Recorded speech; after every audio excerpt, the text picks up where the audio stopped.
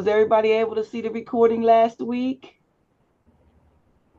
Okay, Craig, you need to make certain that you look at that recording this week that I gave last week. All right. Yeah.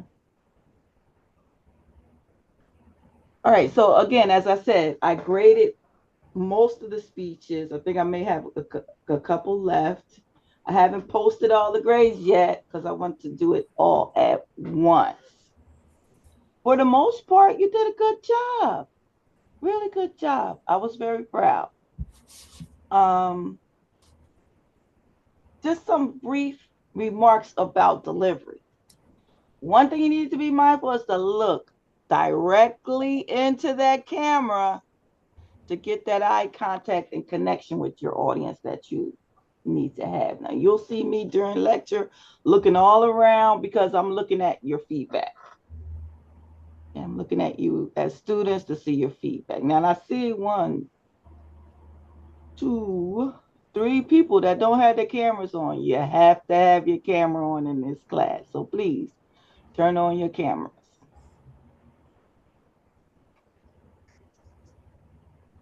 Okay.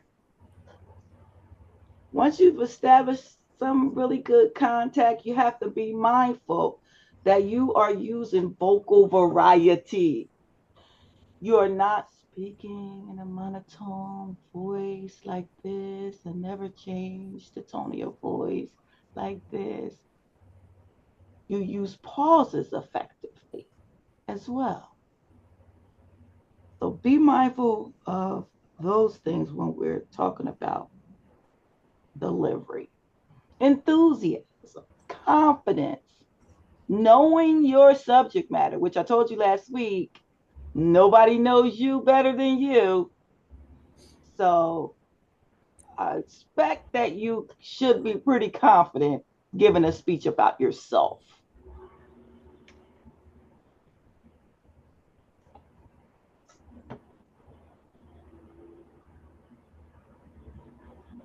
Okay, if you see me pause for a bit, it's because students are coming in late and I'm trying to get them in. Okay. Another thing about delivery is be mindful of the time allotted for you to deliver your speech.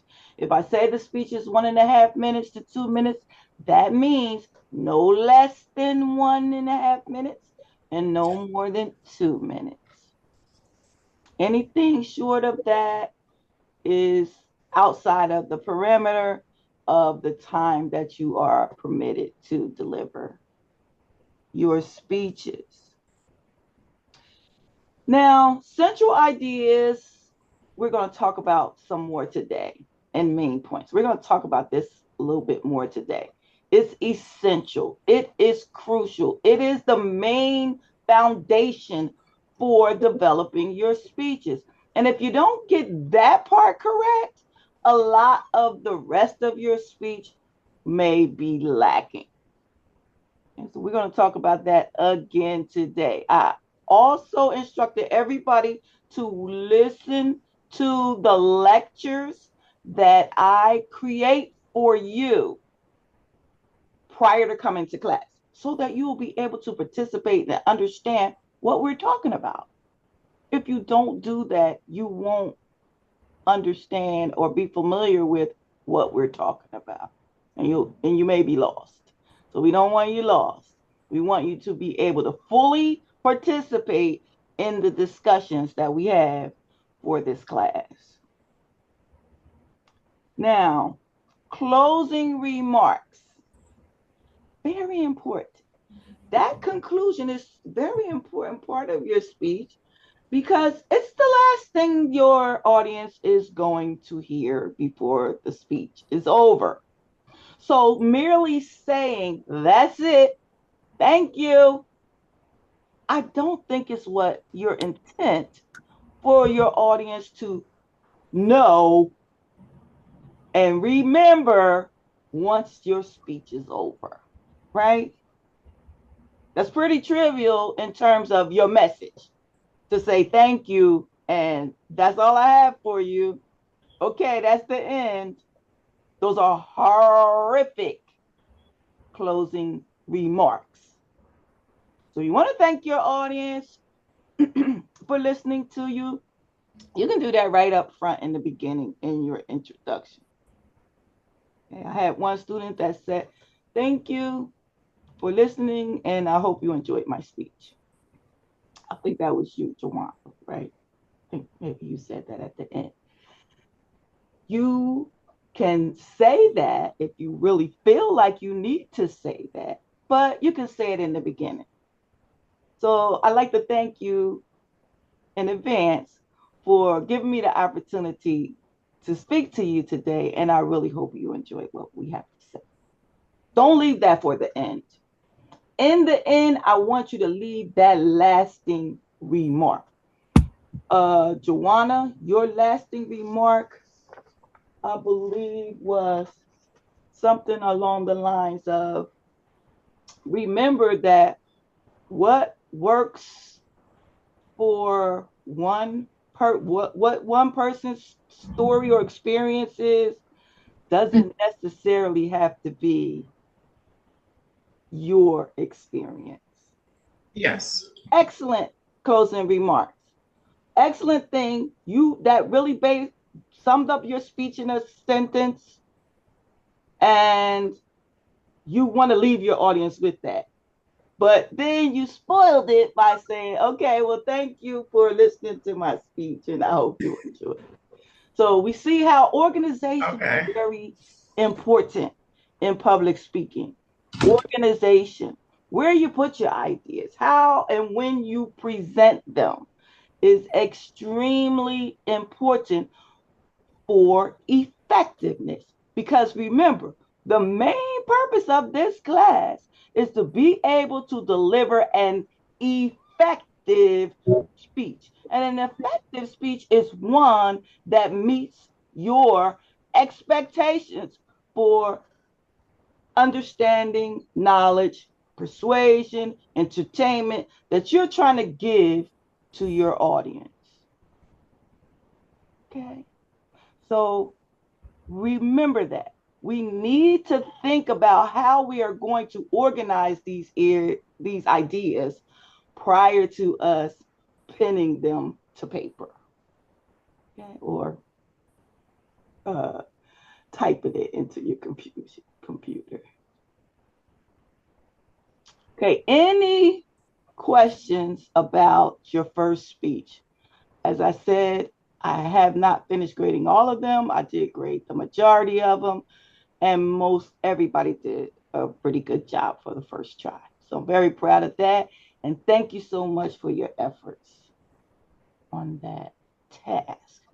It helps to break the ice. Now you've gotten through one of these speeches and we're ready to move on. Now, let me just say something about the discussion board. Now, many people wrote me and said, Professor, why did I get a zero on my speech? Well, you have to remember the grade for your speech is in the submission video section. You don't get a grade per se for your speech in the discussion. That's evaluation by your peers. Okay, so that's why you put it in there so that your peers can view it and evaluate you.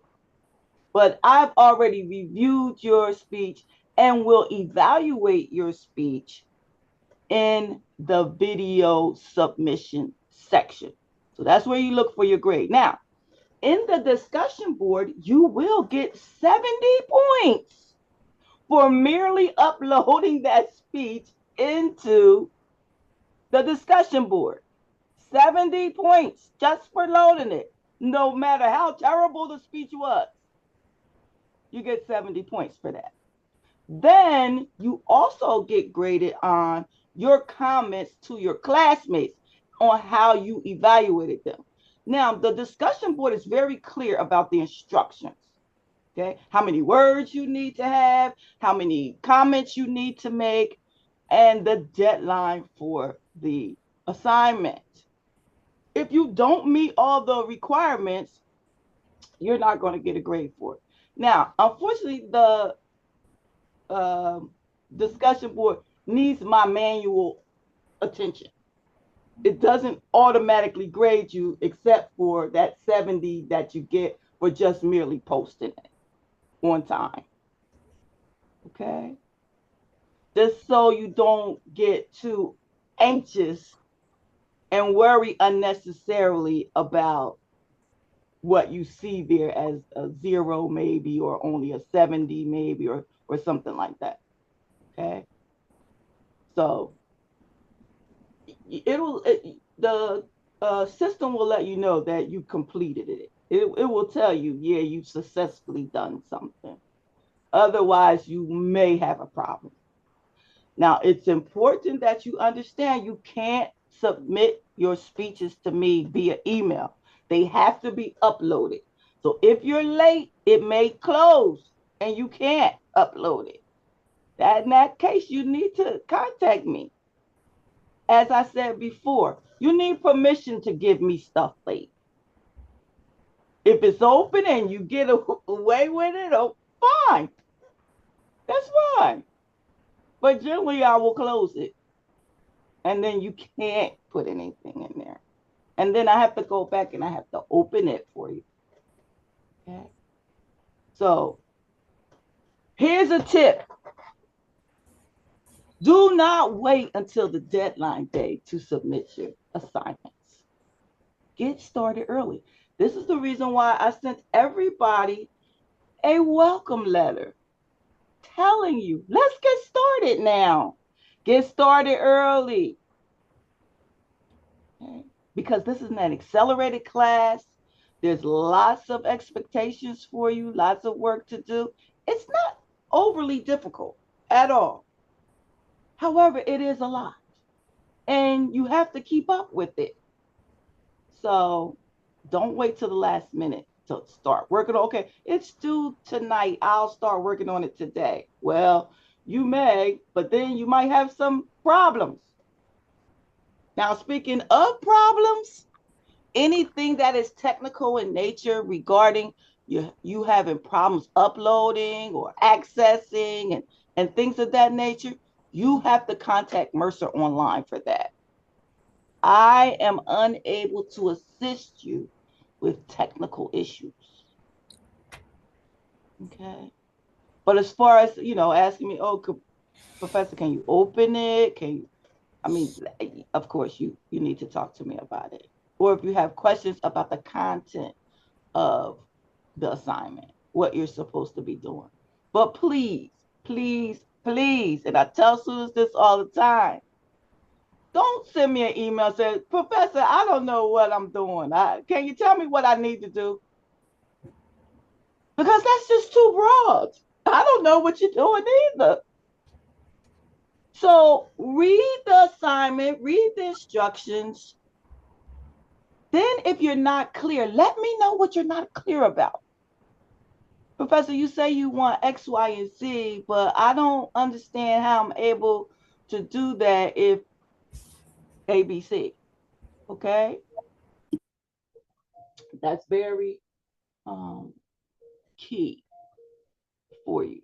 You have to give me something to work with in assisting you to be a better speaker. All right.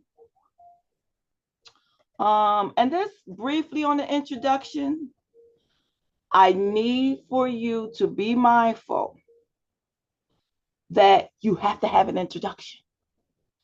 In module week 3 in Blackboard, I have something called attention getting devices. And it gives you some ideas on how you can gain your audience's attention. Okay. That is key right in the beginning. Students like to start off with, oh, hi, I'm Professor Utley Herring, and I'm going to talk to you today about being a better speaker.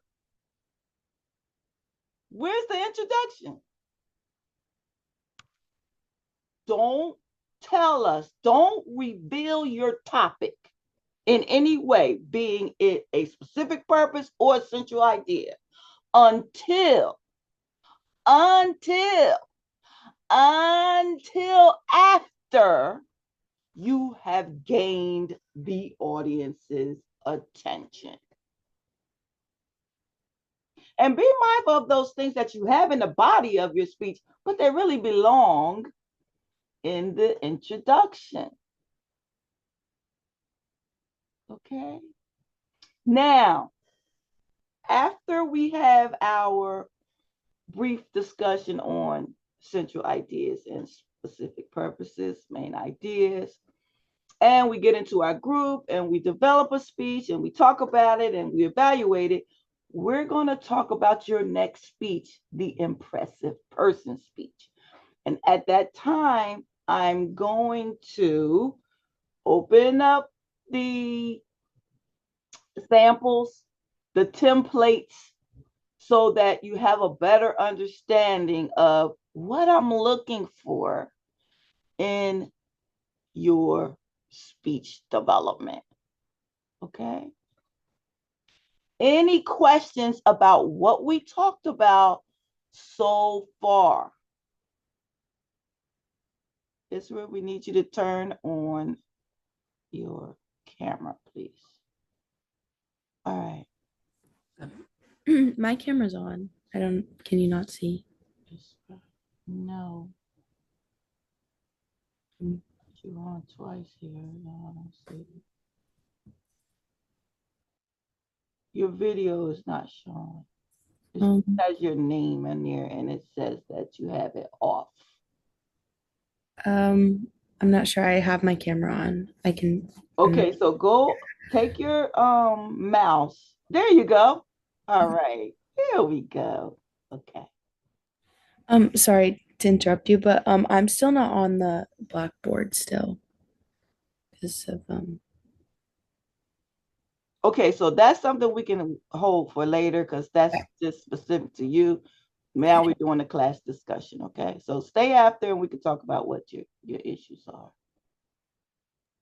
I believe I have to re-register you back into my class is what your problem is. Okay. Somebody else has something to say? Yes, Shannon.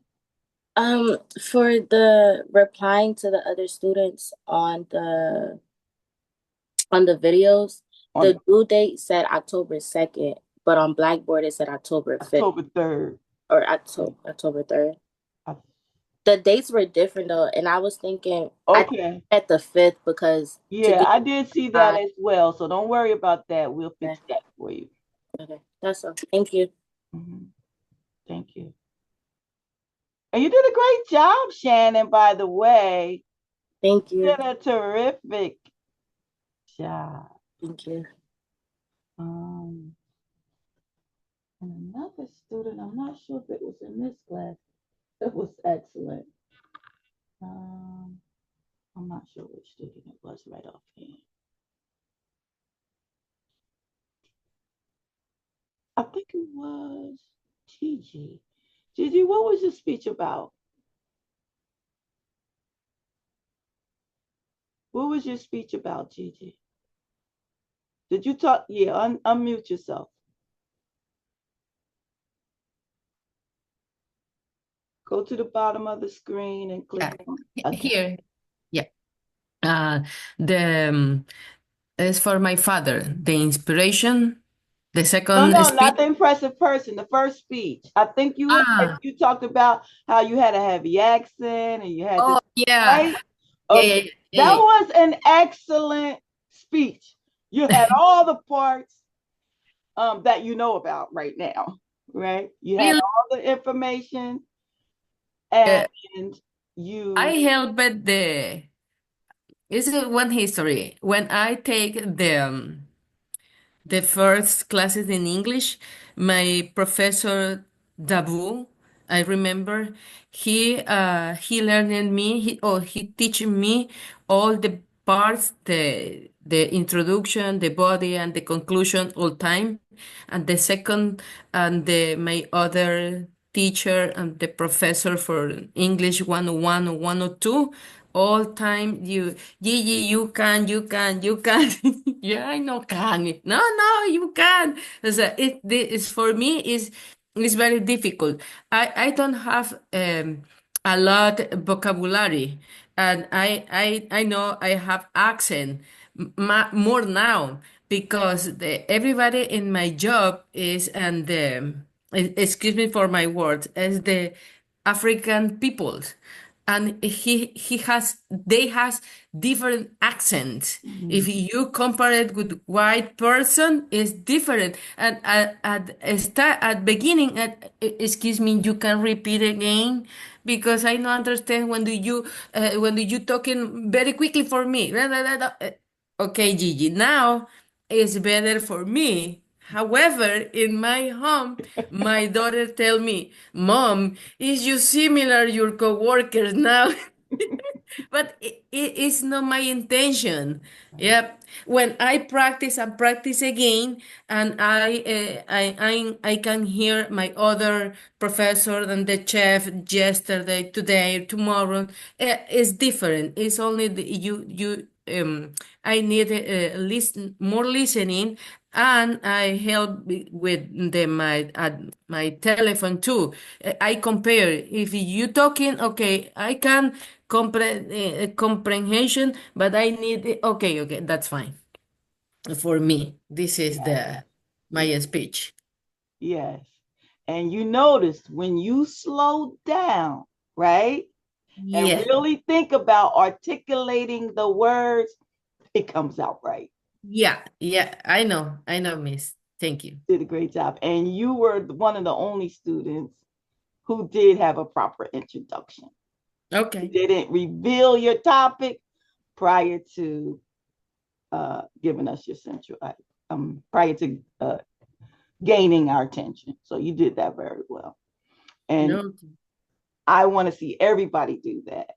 And this is something that students struggle with. So you're not alone. This is not something that, you know, oh, I'm doing so terrible. Most people do this. Most people go right into their revealing the topic before they gain the audience's attention. But you got to get that confidence first from the audience that you know what you're talking about and you're worth listening to. And if people don't get that assurance right up, they might not be as attentive as you need them to be to get the message that you intend for them to have. Okay, okay, I understand. All right. So, any questions at all about anything we already talked about? Or we'll save the concept questions until after we look at the PowerPoint. Okay, now this PowerPoint is in your Blackboard. It's there as my presentation to you on the topic. As I told you last week, every week does not have a presentation, does not have a video like this one, does not have it with me talking on it and going through this PowerPoint. Every week doesn't have it. So you need to look for it. If you don't see it in that week, that means you don't have it that week. Okay. All right.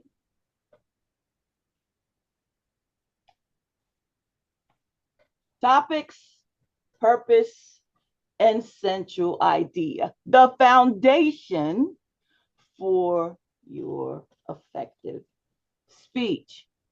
Now, there is a method to the madness of developing an effective speech. It's very methodical, very strategic. The first thing you need to do is to determine what's my general purpose. Am I trying to inform someone, or am I trying to persuade someone, or am I trying to entertain someone?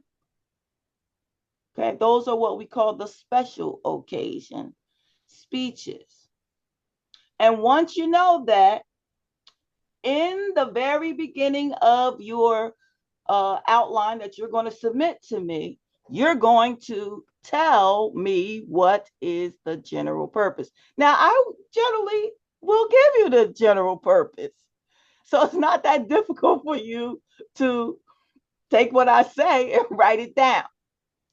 The general purpose always starts with the preposition to, T-O, and ends with whatever type of speech you are trying to deliver. So for an informative speech, the general purpose will be to inform. For a persuasive speech, the general purpose will be to persuade. And a speech of entertainment, we like you to be specific, so you will tell us what type of special occasion speech you're giving. Okay, I'm giving a speech, a presentation, I'm giving a commemorative speech, I'm giving a speech of introduction, a speech of acceptance, or after dinner speech.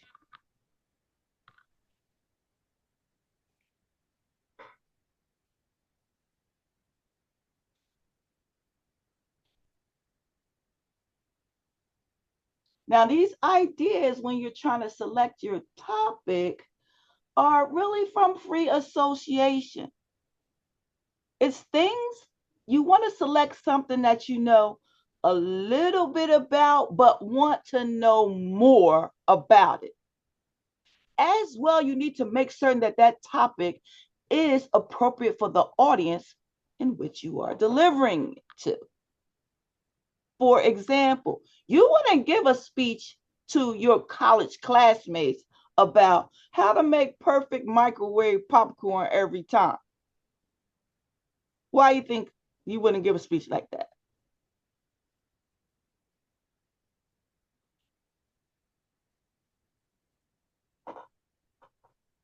Nobody knows, or nobody wants to take a guess? Because okay. no isn't the speech isn't the instructions. Say that again. You give the instruction, is no a speech. Yeah, well, you can give instructions in a speech. This is true. However, the topic itself is too trivial.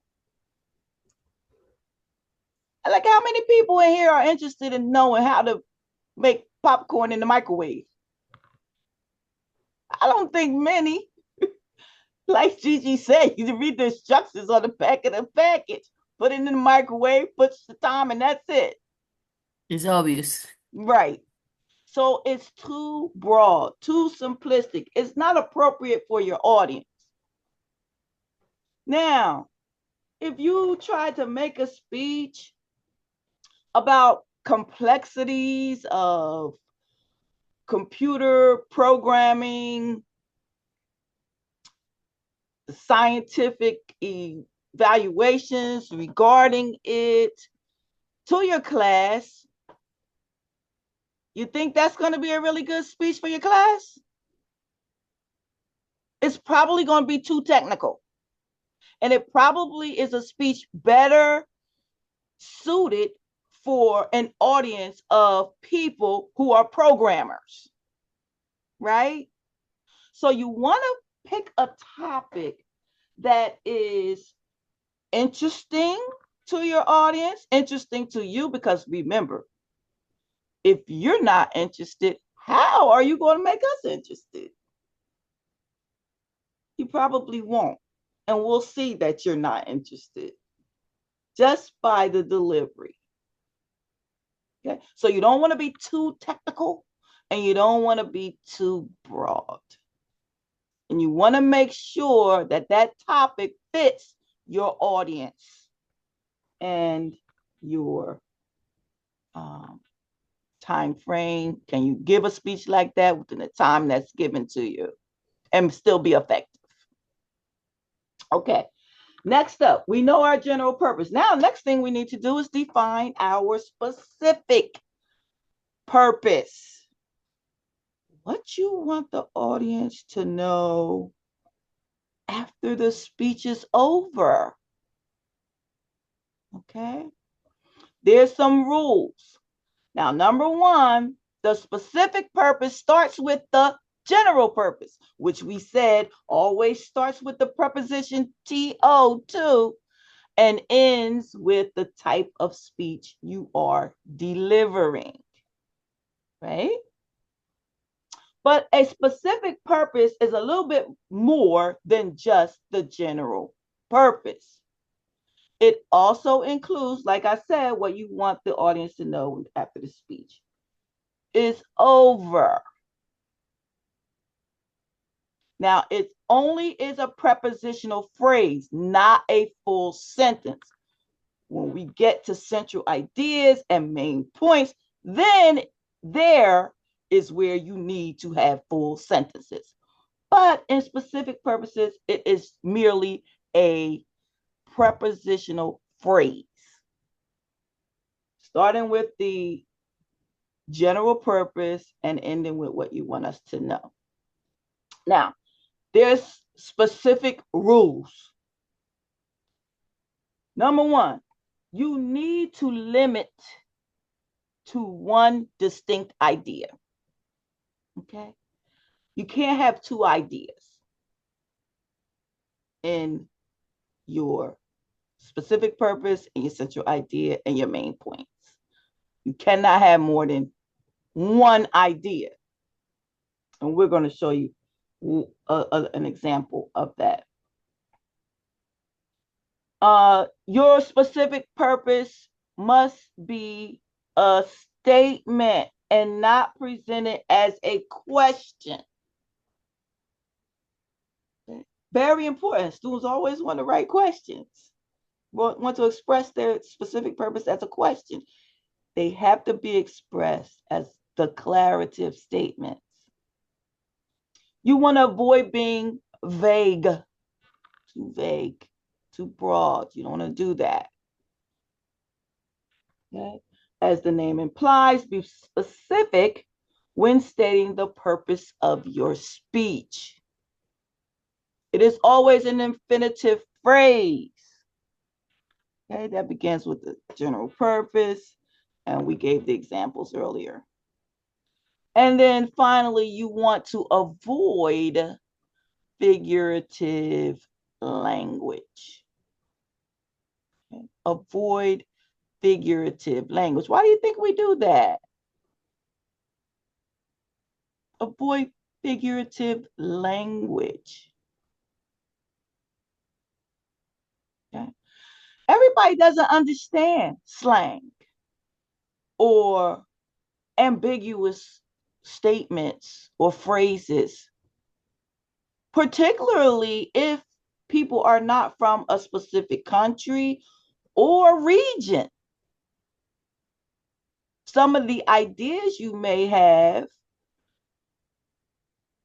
are just totally foreign to the audience, and you don't want that at all. You want your audience eyes on you, ears listening to what you say, and the mind being cognizant of all what's going on. Okay? You don't want your audience to get confused, not know what you're talking about, because once their thought process goes away from you, it's hard to get it back. We can only focus on one stimuli at a time as humans. I go through an exercise in my other communication class where I put up a picture that one way you look at it, it looks like a duck. Another way you look at it, it looks like a rabbit. And I asked the students, what is this? Some say duck, some say rabbit. Why? Because you can only focus on one stimuli at a time. It's no such thing as a rabbit duck, right? You either see the rabbit or you either see the duck, but you can't see both at the same time. You can't focus on both at the same time, put it that way. Okay. So figurative language, slang, phrases, break a leg. You don't really mean to break a leg, but you say, oh, break a leg. That's a phrase that's used a lot in entertainment, in the actors' performance, that people say to actors prior to them going on to perform. Break a leg. Well, break a leg means bones are disconnected, right?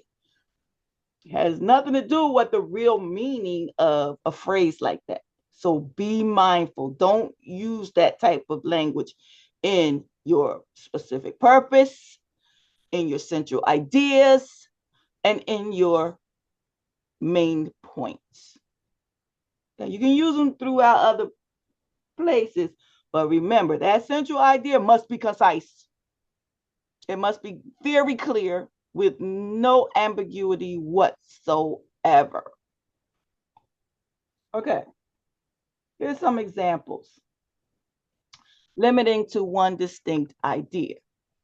So someone may think, oh, I'm going to pick a specific purpose of to persuade my audience to become dream mentors and donate to the MCC food bank. Well, that's not a good specific purpose. Why? Because you have two ideas here.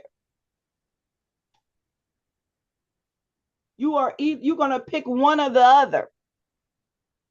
Okay, you're going to persuade my audience to become dream mentors. That's it.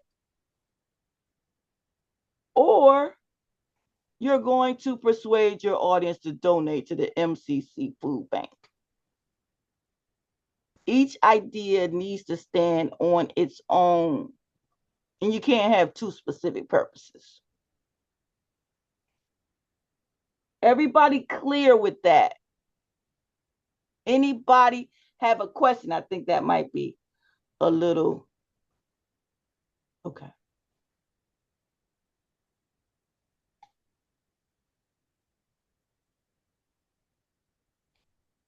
Next up, an infinitive phrase.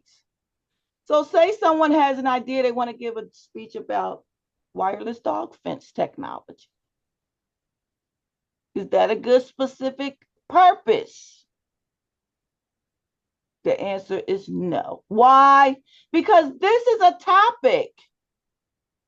Wireless dog fence. What did we say? The specific purpose always starts with the preposition to, followed by the type of speech you are giving, right? As well as what you want the person to know at the end of the speech. So a better specific purpose for a topic like wireless dog fence technology might be to inform my audience how to train a dog to stay contained using wireless fence technology.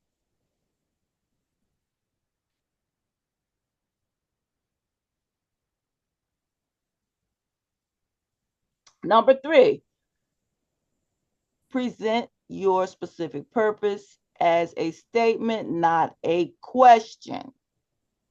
So you may be wondering, what is Arizona's boot drop? But you cannot express it in that manner. Instead,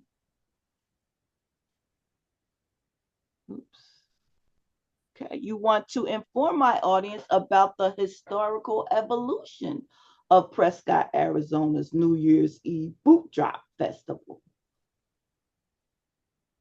See the difference? No questions.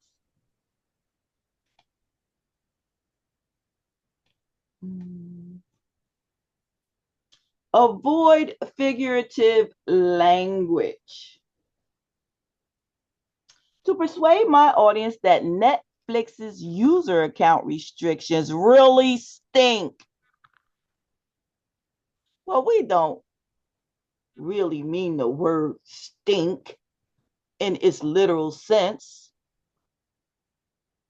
right? What we mean is that we don't like it. It's not good.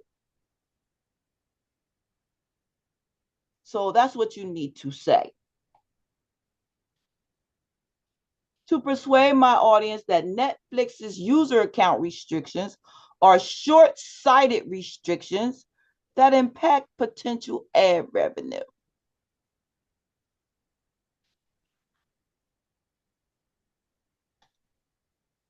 And finally, avoid being too vague or too technical. To persuade my audience that something should be done about Mercer County's student drop-off space. Well, it's not enough for you to say something should or should not be done. You need to tell us in a speech like that what should or should not be done. To persuade my audience that a safer, more convenient, and effective space for student drop-offs should be made available on campus. Okay.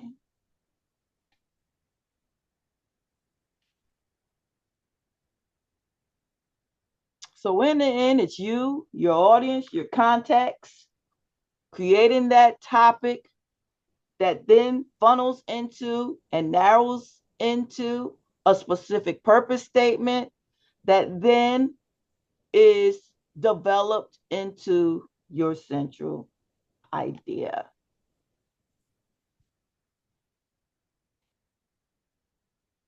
Now, many people think that central ideas and specific purposes are the same. They are not the same. Okay? But they're connected.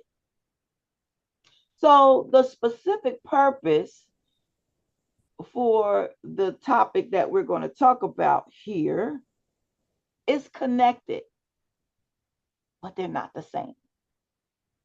So if you develop a specific purpose to inform my classmates of the benefits of participating in a semester-long internship,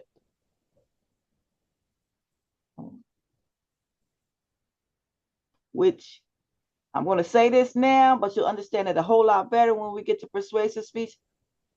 Anytime you're talking about benefits of something, it's not really an informative speech, it's a persuasive speech on question of fact. Okay? But we're going to talk about that later.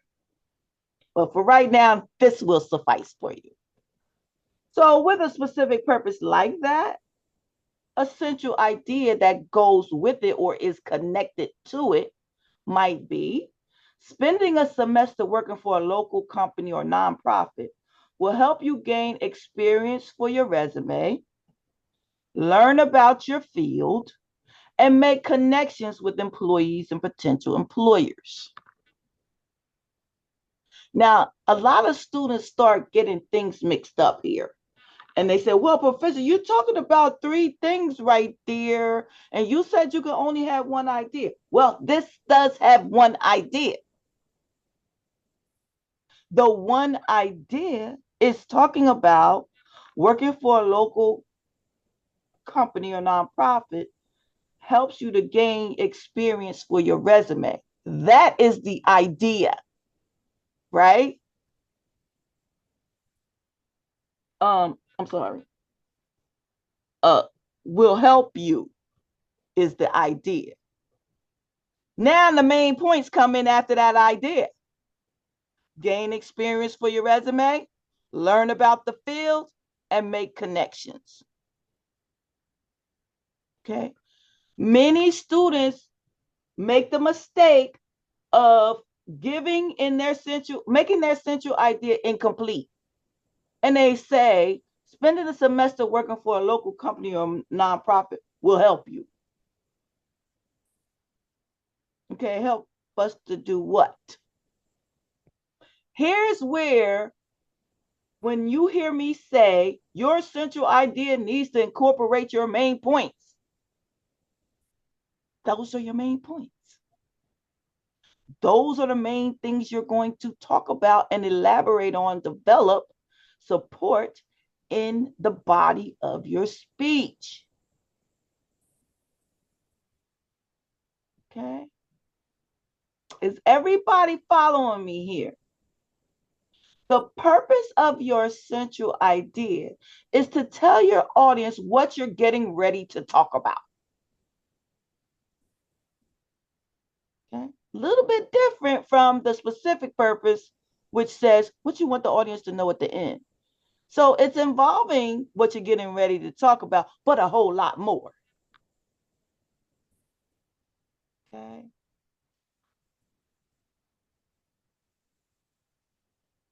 So here are some rules or guidelines for central ideas. Number one, they need to be complete sentences. They need to be a declarative sentence that's not expressed as a question. You can't be too vague or too technical, just like in the specific purpose.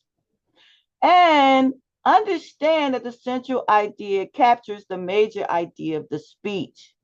It expresses each main point, and when it's done correctly, you practically write the preview of this body of your speech.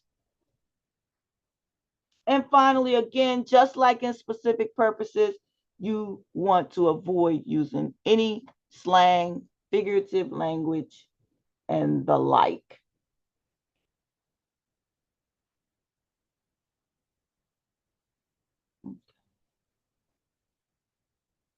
So I'm gonna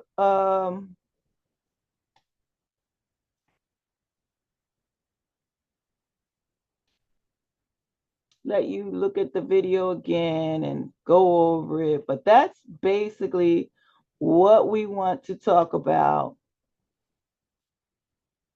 What ideas we want you to have, what foundation you need in developing the specific purpose and your central idea.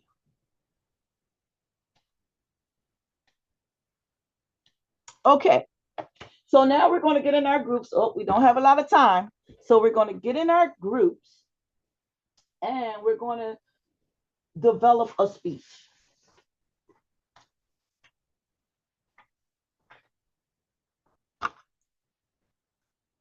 Okay, again, it's going to be very quick, right? A minute. And I'm going to give you only probably around about maybe 10 minutes to actually develop the speech. Now, usually I let students pick a topic and then you go with each one, but I'm going to give you a topic now. So the three topics are Liberty Science Center, Jersey City, New Jersey. The second one is how a bill gets through Congress. And the third one is political lobbying. Okay. So let's break out into our groups. Let me see how many people have. 1, 2, 3.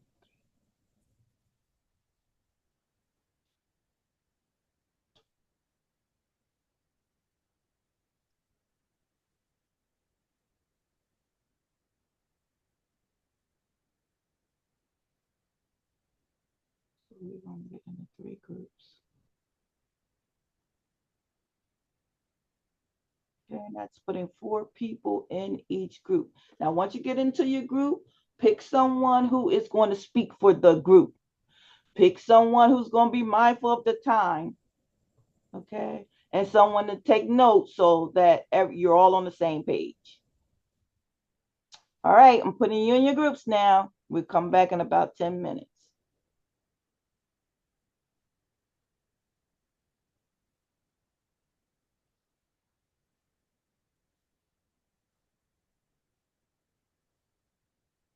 Okay, turn the recorder back on. Okay, good. We have it. Okay, so we're going to start with group 1. You're going to tell us what's your specific purpose. What's your general purpose? What's your specific purpose?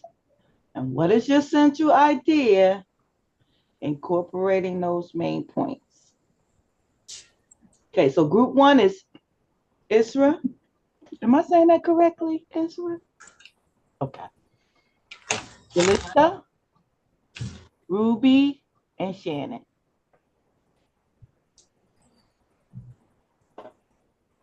Hello. Who's your speaker?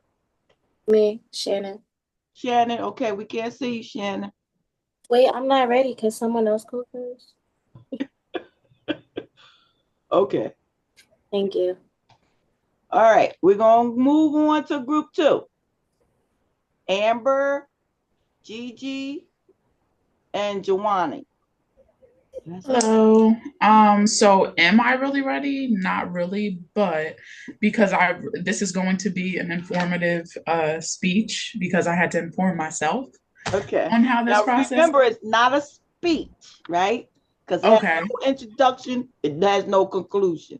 Oh, good, because that's the only thing I didn't have was a conclusion. Right. So the only thing you're going to do, and Shannon, if you're trying to do that, no, you don't need to. It's not a speech. Remember, speeches have 3 parts, right? Introduction, body, conclusion.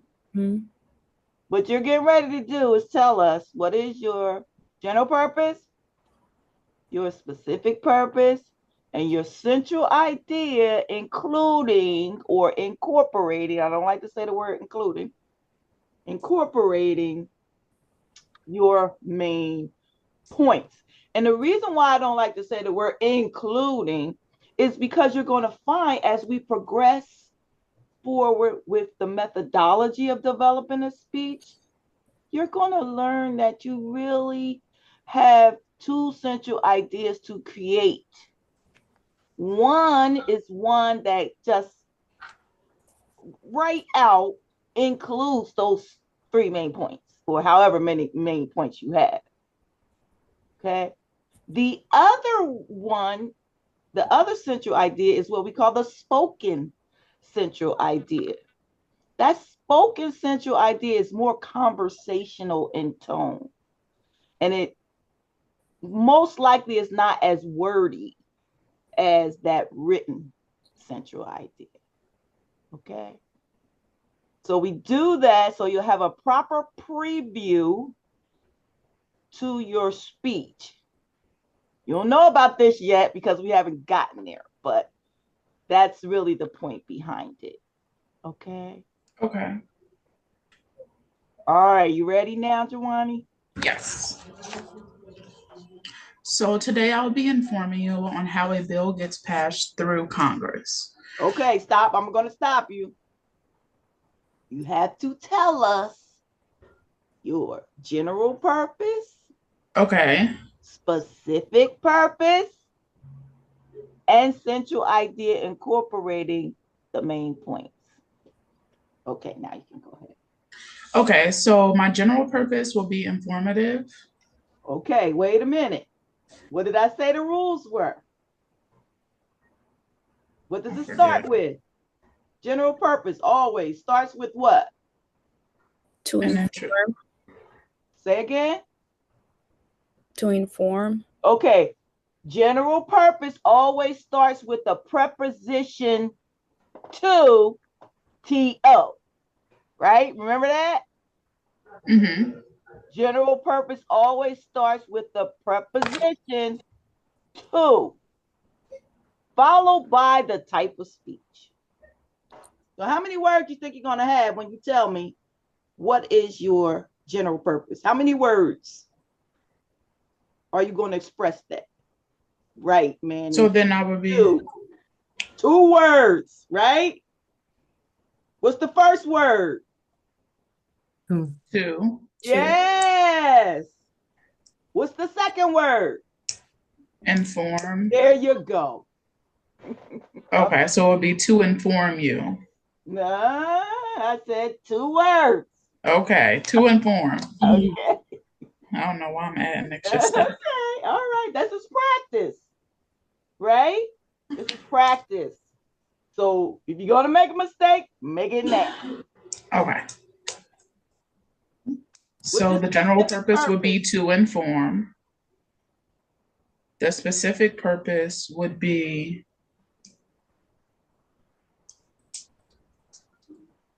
how a bill gets passed through Congress. Okay, now what does the specific purpose always start with? The general purpose. So let's start again, Jawani. Okay. Specific purpose. The specific purpose is the general purpose to inform you how a bill gets passed through Congress. Yes. Okay. I don't know why I'm making it harder than what it has to be, because I was honestly preparing to just talk. You and I'm not Many students do it, so don't following the correct. Okay. Now, what's that central idea?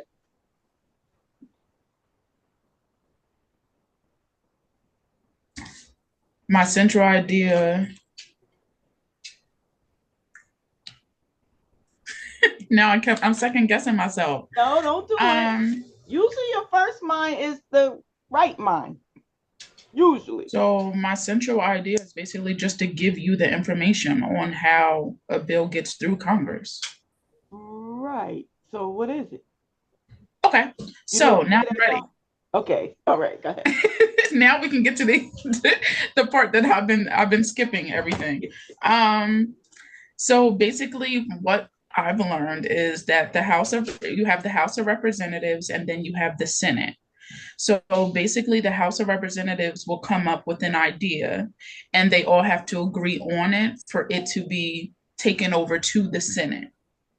Now, once everyone comes to a conclusion, that's when the bill will get passed on to the president. But the president has three options. The president can pass the bill, it can be vetoed, and then it can also just sit there and the president can do nothing with it. So if it sits there and nothing is done with it within 10 days, the bill will be passed automatically. But in order for it to be vetoed, the Congress will have to adjourn. Okay. All right. So you gave us a mouthful there, right? But the central idea can only be expressed in one declarative, full, complete sentence, right? Yes. So you might say something like, to pass a bill legislatively, it must go to the Senate, then to the House, then to the president for action. Right? Now, once you see how we took those main three things, the main points, right? Now you're going to discuss all those intricate details that you're talking about in the body. That's the supporting material. See how we develop this? Now, it's key to understand that the central idea usually is developed and fully known after you've done your research. You might have an idea, you basically in the beginning working off your specific purpose, you don't really know. And then once you go and do the research and you see, oh my goodness, there's a lot of things here. I don't need all this information. I just need this, and this. So can I just run it by you one more time? Sure. You too. Okay, so to pass a bill legislatively, it will have to go through the House of Representatives, Senate, and then be passed to the president. I shouldn't even go into detail about what the president has to do, and you can say to the president for his or her action. Okay. Or non-action, right? Now, when you give the speech, you're going to tell us all those other details. Okay. First step is to be introduced by the House. Then you tell us how the House does it, right? Next main point, the next step in the legislative process of making a bill would be to send the bill from the House to the Senate, right? And then you tell us all about how that's done. That's your supporting material, right? And then lastly, you would say the final step of passing a bill legislatively would be for the president to act or not act upon it. Then you tell us all that stuff about what the president can do and can't do and what happens. And okay. So just to hear it, with the general purpose and when you're being persuasive, it would be to persuade, like to what would this speech is classic informative. I know. I just wanted to hear how would that even be delivered. So which one are you looking at? Like for a if my general purpose was to persuade someone, I know that doesn't have anything to do with my informative right now. I just wanted an example of how it would be said. Okay, which way you think it would be said? I wouldn't say to persuade. Yeah. Okay. Yeah, that would be it. All right. Because the rules for general purpose is starts with the preposition to and ends with the type of speech you're delivering. All right. Thank you. All right. Everybody got it? Thank you, Juwani. Thank you. Helping us bring clarity to this topic. All right. Now, you ready now, Shannon? All right. All right. Turn on your sound, your audio. I said not really, but I'm gonna try. Okay. Well, you heard what we were doing with Juwani, right? Mm-hmm. Okay. So my general purpose is our. Okay. Our general purpose is persuasive. And okay. What's wrong with that? Somebody tell Shannon what's wrong with what she just said.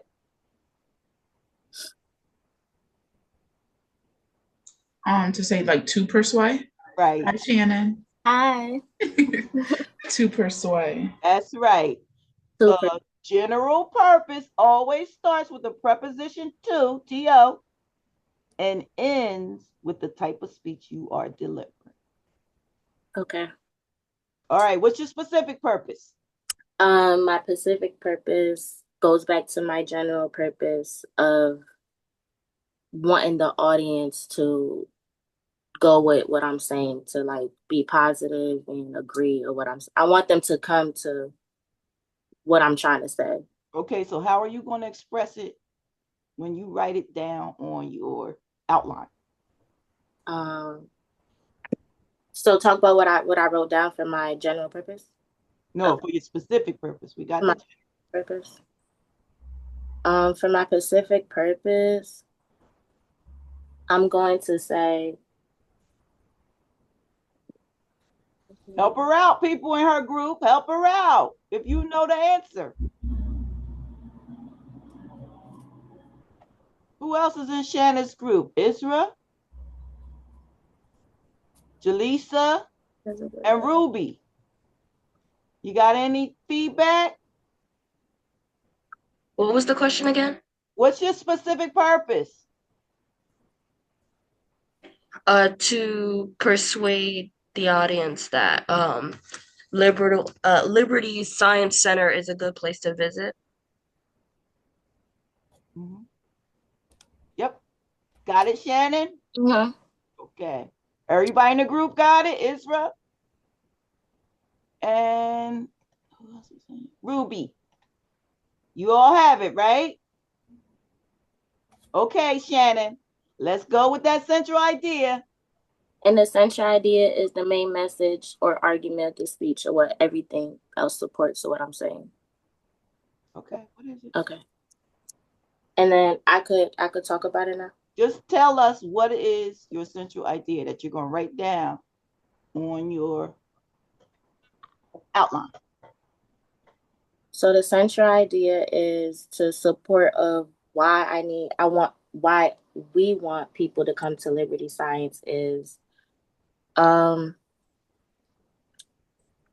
did I write? Okay, it's not just a museum, it's a getaway to discover from exploring the depths of the human body into gazing into the space of the world's largest planetariums. Every exit inspires us to act. Okay, hold on. I gotta stop you. Okay. All right. So remember, it has to be stated in one sentence, one complete, declarative sentence.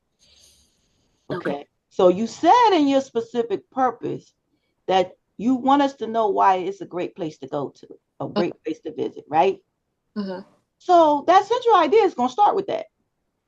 Okay. One Liberty Place is a great place to visit because then the three main points you're going to talk about of why it's such a wonderful place to visit, right? Okay. So say you want to talk about it's a friendly family atmosphere. It's inexpensive and affordable for a family to attend. It offers lots of new scientific information that will help you to understand what science is all about. See that? See how that goes? Yeah. Everybody in the group, do you see how that goes? Everybody in the class, do you see how it works? Right. So now you can understand why that central idea doesn't really come all together until you finish your research and you know what you want to talk about, right? See? I have a question. Yes. So if that was the central idea, I feel like I'm grasping my audience. Wouldn't that be the introduction first, like to persuade them to get their attention? No, the persuasiveness, okay, it doesn't really have anything to do with it. The gaining your audience's attention has to do with making some type of statement or question. You can ask a question. Okay. In Gigi's speech, she started out right away asking a question relative to her topic. Right? Tell us what that question was, Gigi. You remember? Yeah, it's a, ay, ¿cómo se dice? Gancho, hook. In the introduction, you need always an a hook. For example, I have in this for the lawyers, I have the good morning. Did you know that every law in the United States starts as just an idea in Congress today? Right. There Why? you go. Okay, stop right there, Gigi. Okay. See how what she's asking a question of the audience is relative to the topic?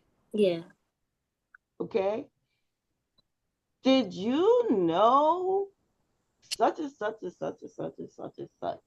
Right? For my introduction, for our introduction, I put imagine. I put imagine a place where science isn't confined by textbooks where it comes alive. Perfect.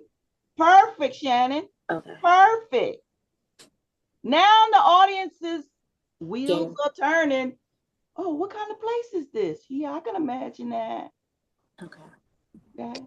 You're gaining their attention. You're drawing them in. You're making them think about what are you getting ready to talk about. See? And that will be before you say anything else. Right. First thing you would say is imagine a place where X, Y, and Z. But you're not going to reveal all that information that you reveal in the central idea, right? You wouldn't say, imagine a place that's inexpensive, that's a good family place. That you wouldn't say that. You would say, like you said, imagine a place where your imagination, where Imagine a place where science isn't confined to textbooks when it comes alive before your very eyes. There you go. That's perfect. Perfect. Introduction, gaining the audience's attention. Perfect.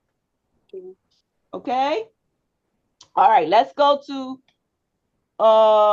we spent all that time on group. Okay, we did 1 and 2, right? Okay. Now we're at 3 with Manny, Michael, and Mohammed. So the general purpose is to inform, and the specific purpose is to inform our audience about political lobbying. And our central idea is that political lobbying is when like people or a group of people try to influence politicians or like people that make our laws. Um, these people or these groups of people will try to influence these people higher up so they can see like their beliefs being represented. Okay. All right. So you started out great telling us that general purpose. Okay. You tell me the specific purpose again. So the specific purpose is to inform our audience about what political lobbying is. Okay. Now, here is where we get into that rule about not being too vague or too technical. When you say, I'm going to inform you about political lobbying, do you know how much we can learn about that? It's broad, right? So you need to narrow that down and tell us what about political lobbying you're going to talk about. Okay? You might want to persuade your audience that political lobbying is a terrible thing in today's society. Okay? Or you might say, political lobbying is what we need in today's society. Right? But you can't just say, I'm going to tell you about this, or I'm going to tell you about the aspects of something, or it's too broad.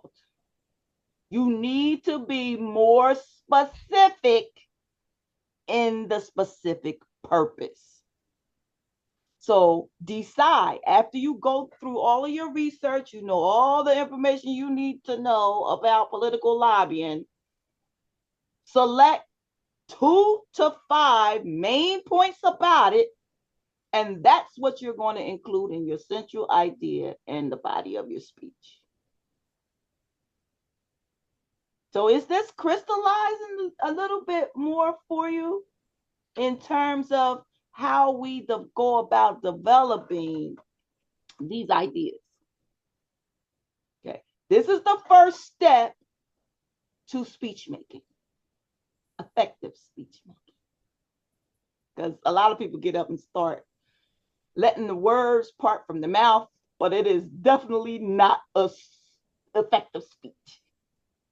Okay, meandering, babbling, going on from topic to topic. We don't even know what are you talking about. Okay, we've seen this.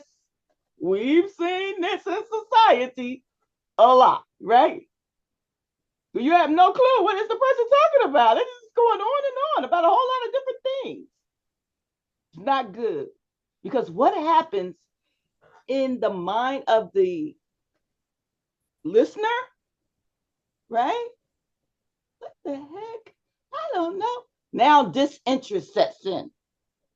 They're not paying attention anymore. Now they're thinking about how long is it going to take me to get from work today? What am I going to have for dinner? Oh, I'm so bored. I wish I could go do something else. I can't wait for my vacation. Where do you think that message is landing now? Not on that audience, right? Which is your intent. You intend to say something meaningful, right? Key in speaking is when I told you, pick a topic that you are interested in and that you believe your audience will be interested in, and you and your audience can learn a whole lot more about it. Okay. All right. So it is 12:02. I did want to talk to you about your next speech. So if you would please oblige me to talk about that briefly. And then if you have any more questions about it or whatever, you're welcome to stay after to discuss it. If you can't stay and you have to go, goodbye and thank you for coming. And you can view this video later. But I did want to talk to you about what I am expecting on that impressive person speech, because now we're looking for a whole lot more, right, than we did in your first personal challenge speech, because there you didn't really know much of what to do. So you tried your best, right? And as I said, many of you did very well. Okay. So your impressive person speech. Now, the first thing I need to reiterate that I said on day one, whatever sample is in the Blackboard, you cannot use. Okay? Whatever sample is in the Blackboard, you cannot use. So that means we're not going to have any speeches about our best friend, right? Because our best friend is the sample in Blackboard. Okay. Now, frequently I get the majority of the speeches about somebody's parents. My mom is my impressive person. My dad is my impressive person. Okay. That's okay. But after a while, it starts getting tired, right? And I can tell you how many speeches I heard about my students' parents. And I'm sure that's very true. But I want you to go beyond what you already know so well, right? And pick something or pick someone that maybe you got to do a little bit of research on them, or, maybe it could be your sibling. Oh, okay. But like I said, it gets kind of old and tired when every student is giving a speech about their mom. Students start losing interest, and so do I, right? So if you want to talk about your parent, it's fine, but be mindful that you can do a little bit more, because we know how dear our parents are to us, right? They are basically the most important people to us, especially at this point in your young lives, right? But even beyond. So try to get a person that might not be as typical that every student's gonna get this speech about. Try. If you can't, you can't. Okay.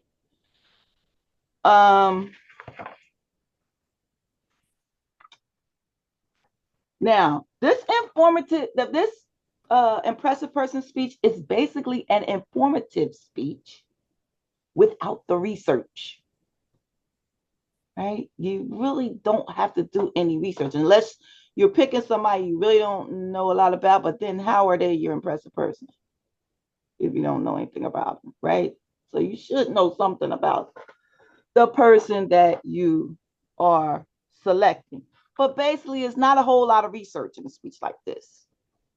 Again, we are practicing. The speech, of course, has to have an introduction, a few main points in the body, and a conclusion. You're not looking for something really, really long. Okay. It tells you in there how many minutes it should be in the instruction, like a couple minutes. So I want to show you this working outline that's here for your guide. That doesn't mean for your copy and paste, right? Because students often want to copy and paste what is in your example. Okay, can everybody see your Blackboard class now? Just give me a thumbs up if you can see. One person can see, okay.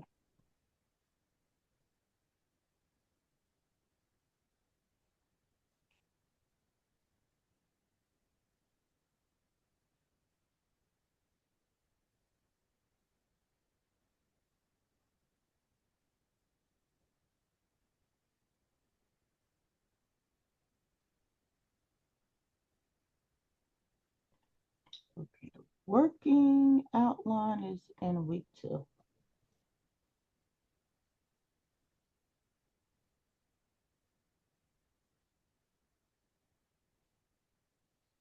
Okay. Impressive person working outline. Everybody see this? Okay.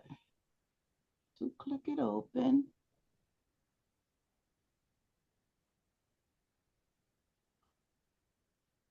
That's a submission. I'm sorry.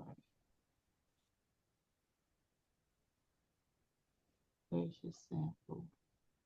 Here we go. The example. That other submission folder that I just saw, that's where you actually submit your outline. Okay. So the working outline is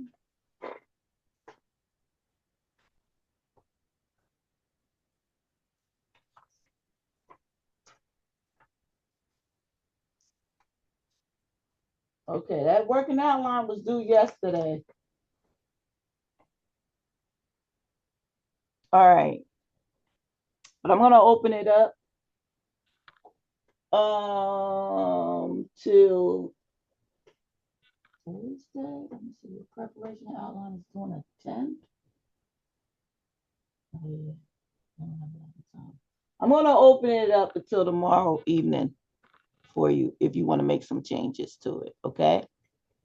And you can submit as many times as you want to submit. All right, so here you see, did people use this outline? Yes? Okay, good. All right, so you see where we start out with the topic. It says my best friend Molly, but it really should say to inform. Okay, to inform. Specific purpose. To inform my audience of 3 reasons why Molly is my best friend. All right. And I'm going to go ahead and I'm going to let you use my best friend if you want to use my best friend for this example. Okay. You can use my best friend. Central idea written. My best friend Molly is my impressive person because she overcame obstacles such as the death of her sister,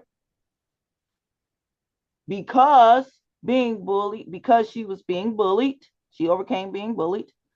And because she overcame being diagnosed with epilepsy while she was at college.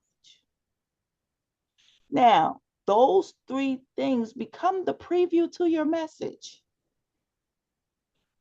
Central idea spoken. My best friend Molly has taught me that no matter what life throws at you, you get back up and become stronger because of it. Okay, this encapsulates the main points without actually saying the main points. It's more conversational in term, in tone, and it's not as wordy. All right. In the introduction, we are going to describe who is Molly. Okay. Using the guidelines that we have. You're going in the body, you're going to tell us what Molly's been through in life. What are all these things? Remember, we set them up here. She overcame obstacles, being bullied and being diagnosed with cancer and so forth, epilepsy and so forth.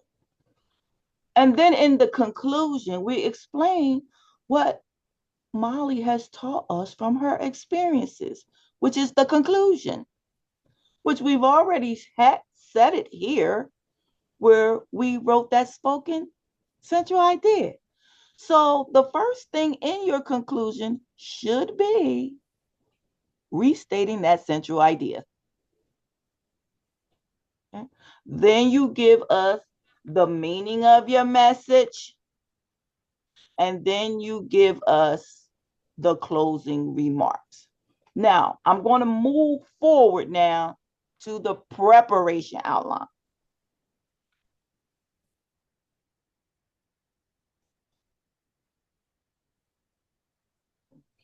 Okay.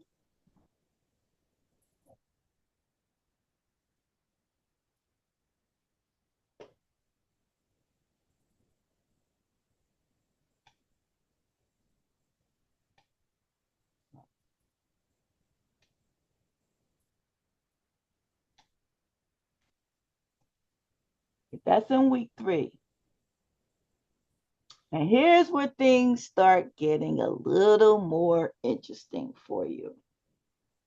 In week 3, you will see the preparation outline. Now, in week 4, you're going to actually deliver the introduction portion of your impressive person speech. That's week 4. Week 3. Next week.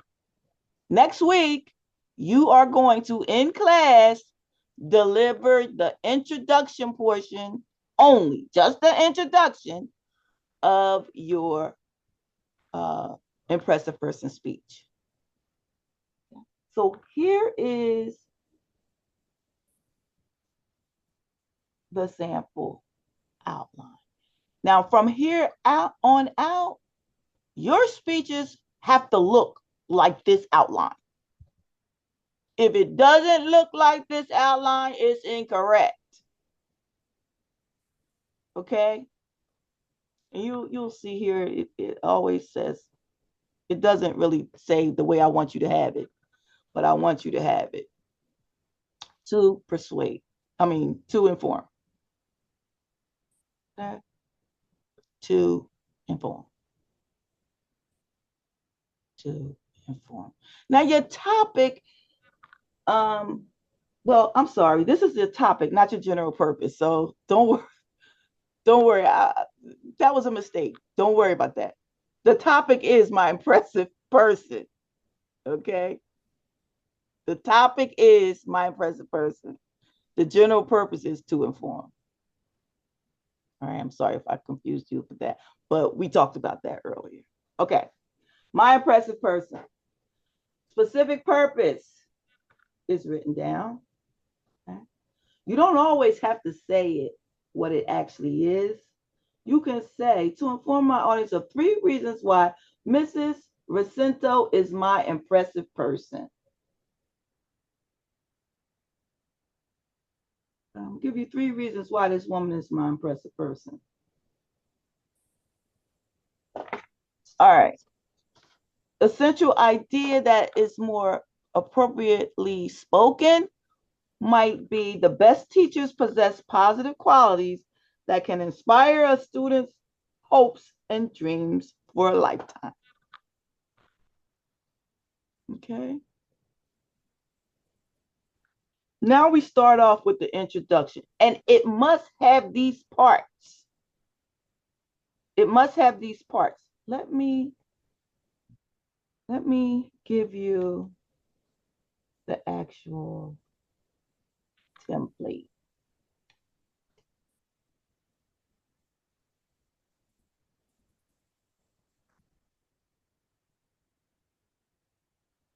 Here we go.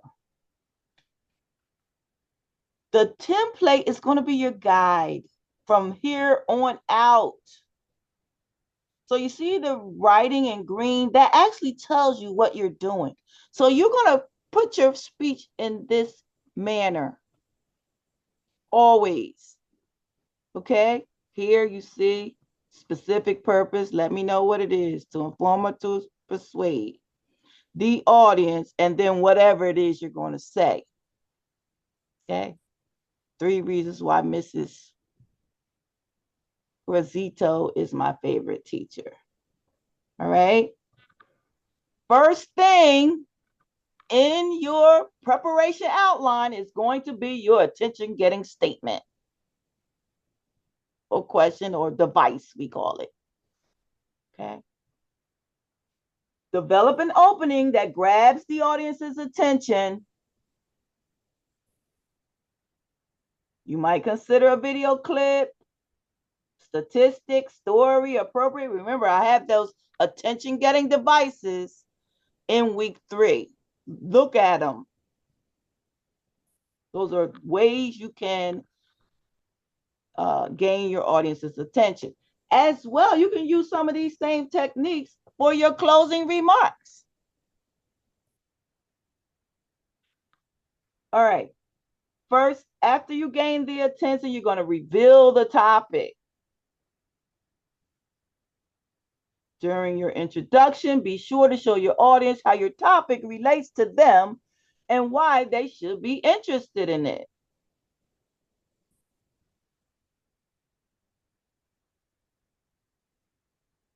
All right.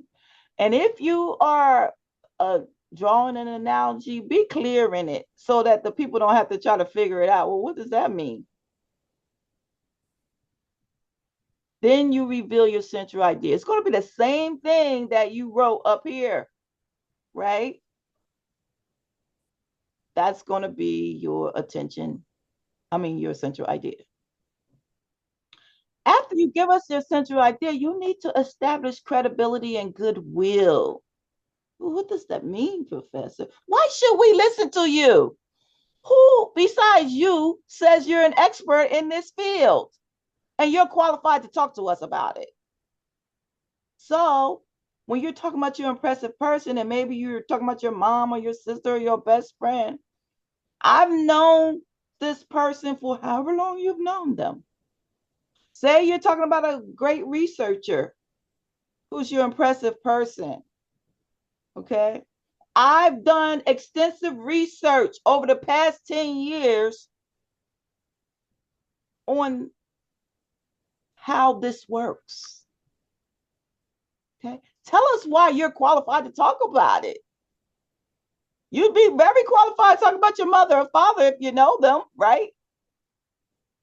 Your sister, your best friend, whoever it is, tell us why we should listen to you. And even someone you don't know well, but you did research, tell us what did the research consist of. All right. Okay. Next, you're going to actually preview the points you're going to talk about, which is that written central idea we talked about that incorporates those main points, like literally says them. That's what you're going to put there. Then you need to create some type of transition that moves you from one part of the speech to the next part of the speech. Okay? And it's different ways. We're going to talk about transitions later. So if you don't have a great transition, don't worry about it. We're going to talk about transitions a little bit later. And then here you see first main point, second main point. This speech only has 2 main points. But remember, I told you a speech has to have no less than 2, no more than 5.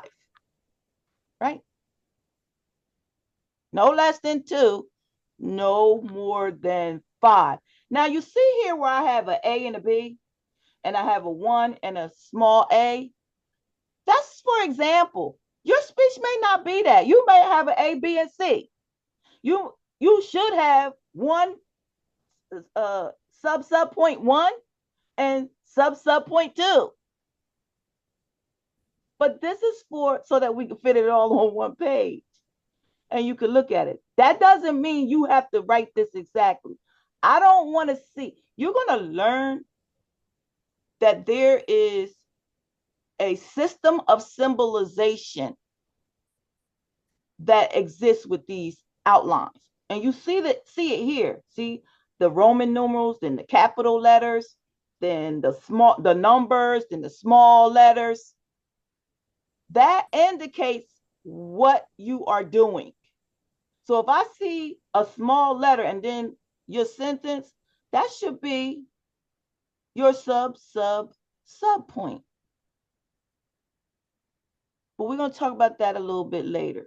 But I want you to do your best to try to put this speech into an outline like this. And then you see in the conclusion,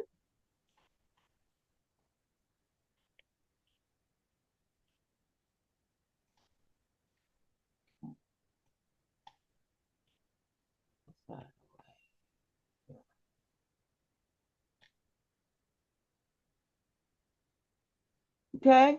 The summary statement, which is just a restatement of that central idea you made in the beginning. Then you're going to tell us the meaning of the message. Why'd you tell us all of that? What did you want us to learn from it? And then finally, your closing remarks, which again, you can refer back to some of those attention-getting devices to understand what you do there. A lot of times quotes, a rhetorical question, okay, will help you to do that. But remember, none of this, that's it, thank you, I'm done. Endings. Be thoughtful about it. Of what you ask yourself, what do I want these people to, how can I sum this up that I want them to know? That's catchy and that's memorable. This lasting is memorable, something they will remember. I had a student, I don't know if I told you this before, but I had a student who gave a speech about, it was a pet peeve speech on what annoys her. And she said she hated it when people leave the bathroom without washing their hands. And at the end of the speech, she had one word. She said, I can sum it up how I feel about these people in one word. Ilk. Okay, that's still they gave me that speech probably 20 years ago. I still remember it.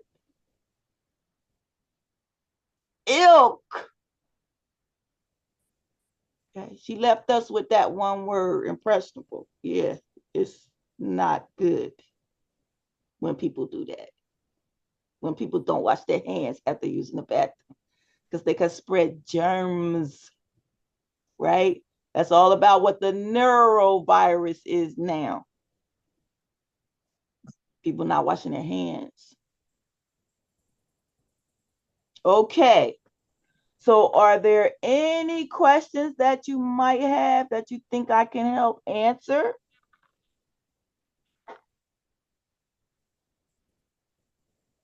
On what we talked about today and the expectations for today.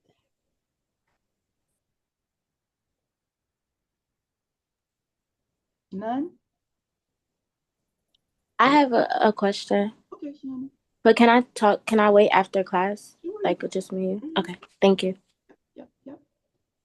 You feel as though what you're saying is private or that everybody can benefit from the question? Is it private just to like your grade or something? Or is it something you think everybody might?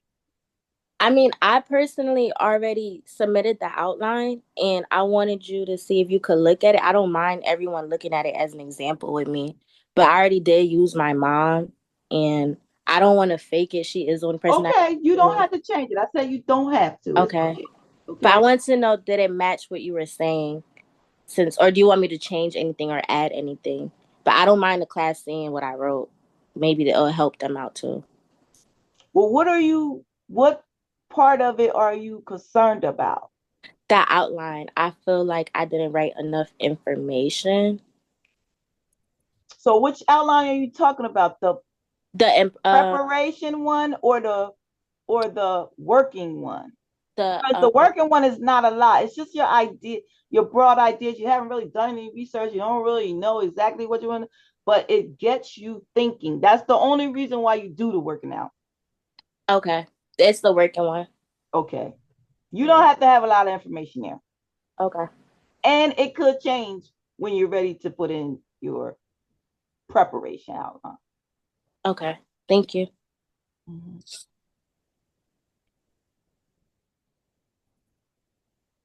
Okay. Yeah, the working outlines just broad ideas, just things that you think you might want to talk about, but it gets you going. So that way you're not waiting until the last minute to try to put together some type of preparation outline. I just wanted to confirm. So the impressive person outline, that's technically due tomorrow now. The working outline, yeah, I believe it was due on the 5th. If you want to keep it, you can. If you want to change it, you can. Up until tomorrow night, you could change it. Okay. If you want And to. then also we'll be presenting next week the introduction only. Yes. But the whole outline that you went over with the introduction, the body, and conclusion, does that need to be submitted before next week? Yeah, that's the 10th. Okay. Yeah, and I'm going to give you some feedback on it. So when you deliver that final speech, right, via recording. Okay. Thank you. Yeah. Okay, it could change. Given the final speech, you might want to change it after you look at my comments. But you might not. I mean, it might be good. You don't need to. It's up to you. But if you do change it, then you need to submit a new outline so I can see the changes. Okay. Any other questions? And feel free to ask because the only way you'll know. Yeah, Professor, about me re-registering for the morning class. Okay, that's a personal thing, and we'll talk about that after class. Oh, okay. Just want to make sure. Okay. I didn't forget you, Mohammed. Okay. Any other questions, concerns, comments? Yes, one question. It's only the, ay, ¿cómo se dice? Esquema. I have introduction, reveal the topic, central idea, statement, and preview. I have all these. I need the online sent today or tomorrow. Always I look at, I read your. Okay, so the working outline, that was that real broad one that just like said, I'm going to discuss what the problems are. I'm going to tell what it means. And, it's just broad. It's not really very detailed at all. Okay, no es de. That was due on the 5th. Okay. However, I'm giving you till tomorrow night if you want to change it since we had a discussion today. And maybe feel like what I did is not on the same page as what Professor was talking about. Okay. Most likely it is because you looked at that outline and you put things that were similar in your outline. So the working outline, you probably don't have to do it again unless you were like totally lost and now you're found. Right? Okay, that's fine. But if not, you don't have to go backwards at all. Okay. Thank you. Yeah, the better for me. I give the change, but the analysis is the better is in the morning because if I go to after the work, I not can pay attention. Yeah. Is that true? But everybody need money. Mm-hmm.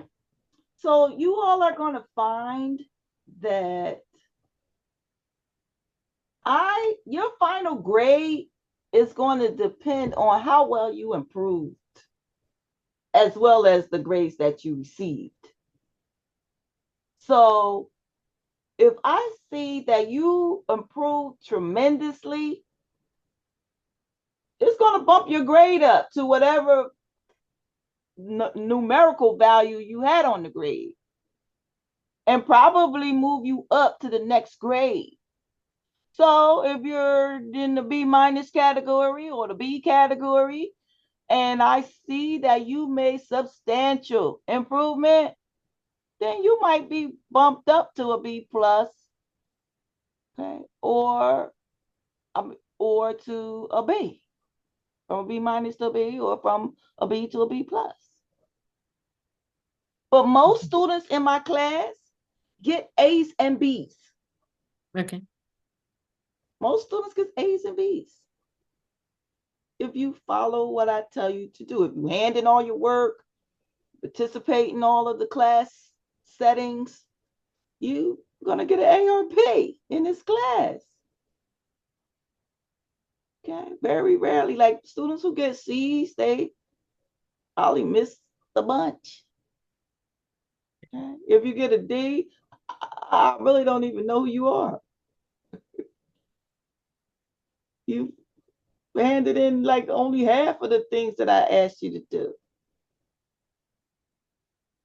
So I don't want students to stress themselves out because this naturally, all people, no matter who you are, no matter what your credentials are in speaking, get nervous prior to performing in front of an audience. Everybody, it's human nature. Even the best speakers like President Barack Obama, who's known to be a great orator, right? He even probably gets nervous just before he gets ready to speak a little bit. So it's normal. And for students, it's very normal. Most people don't like to speak in public. It's not something you're comfortable doing. But you're going to find the more knowledge of your subject matter you have, the more confident you're going to be in speaking about it. That's why it's so important to practice, and practice some more. Very important. And if you can do that, you'll do just fine in this class.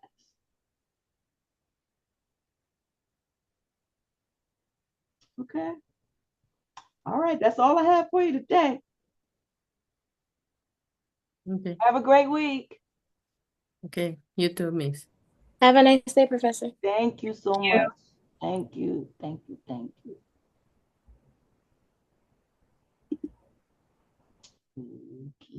Chemo.